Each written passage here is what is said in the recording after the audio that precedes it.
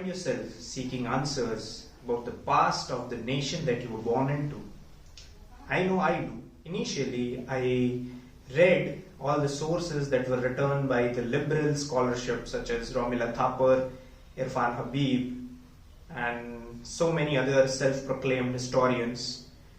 And it was only after my preparation for civil services, that is after my graduation, when I started preparing for civil services, I was exposed to multiple sources of history, and then I realized that there is more to the history of this subcontinent than it meets the eyes, ears, or even brains for that matter. One book that really led me to explore further about the history of this land was The Wonder That Was India by A.L. Basham. So that would be a good book to start if you really want to dive deep into the past. But again, a word of caution for people who wish to read this book is this book is based on the Aryan invasion theory, which now totally stands completely disapproved. Initially, it was gradual, but as and when I kept reading, I started to learn, or rather I unlearned the things that were taught to me in school about history and culture. I realized that all of it was just lies, blatant lies to serve a political purpose. I discovered that there was an entire arena of scholars such as Meenakshi Jain, R.C. Majumdar, Yadunath Sarkar. These authors who painstakingly wrote voluminous books without any material gain for it. And this entire arena of scholarship was deliberately kept out of a lay person's attention, again to serve a specific political purpose.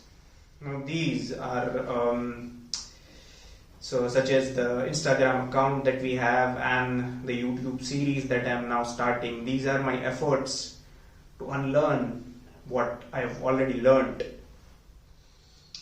I am going to go through some of the indigenous works that were written by the scholars that belong to this land, and there are many scholars, so it is practically not possible for me to go through the entire scholarship, but these are some selected books that would serve the purpose of building some consistency about the past.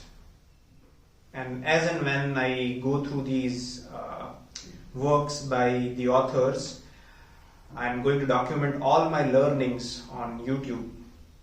So from this point forwards, you will find a series of videos on this channel uncovering some uncomfortable truths about the past. So sit back, relax, and witness this journey as I go through some distinguished works of even more distinguished authors and history writers. The first book that I have chosen for this purpose is The India They Saw, from 5th century BC to the 7th century AD. It is written by Sandhya Jain.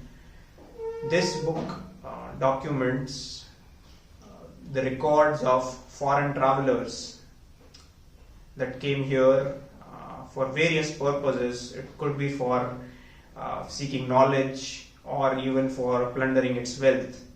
So it is a compilation of all these records of the foreign travelers. Now, why do we need to refer to this book at the beginning of this series? Because before we get into the works of some of the authors that we have, it would help if we get an outsider's perspective. These are the people who came here from 5th century onwards, and they have documented about what they saw, how were the people living, what was their way of living, and how did they go about doing their day-to-day things. And a word of caution before we get into these records is, since these records were written very far back in time, the originals have not survived. So unfortunately, these records or the records in this book, they are based on commentary about travelers who came long after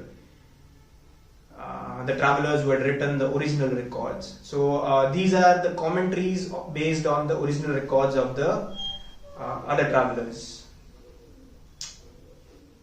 A civilization, to survive and to be competent, it organically develops its ways.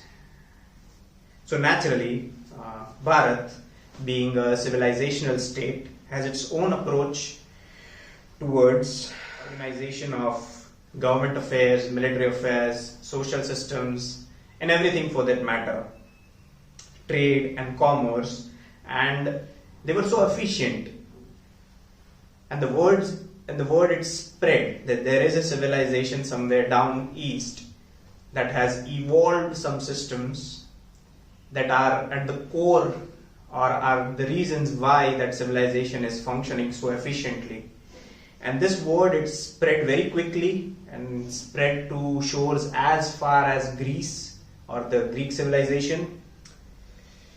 So yes, so these systems, they attracted foreign travelers, and there was this continuous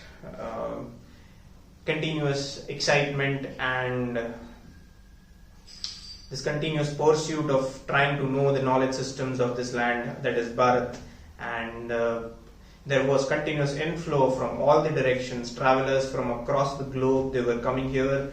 But this tendency ended abruptly, and one of the major reasons of why this tendency had an abrupt end was this rise of competition in the 7th century between the two major Abrahamic faiths, and they were in this frenzied competition to have more and more converts into their fold. So this, to a certain degree, this shifted the attention and the usage of resources towards that particular purpose, and that tendency to learn more, to know more, it declined and gradually came to null and void, so to say.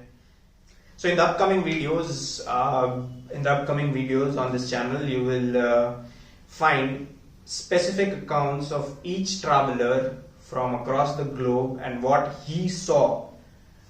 And let's see what sense does it make before we dive deep into the actual history about what happened. Thanks for watching.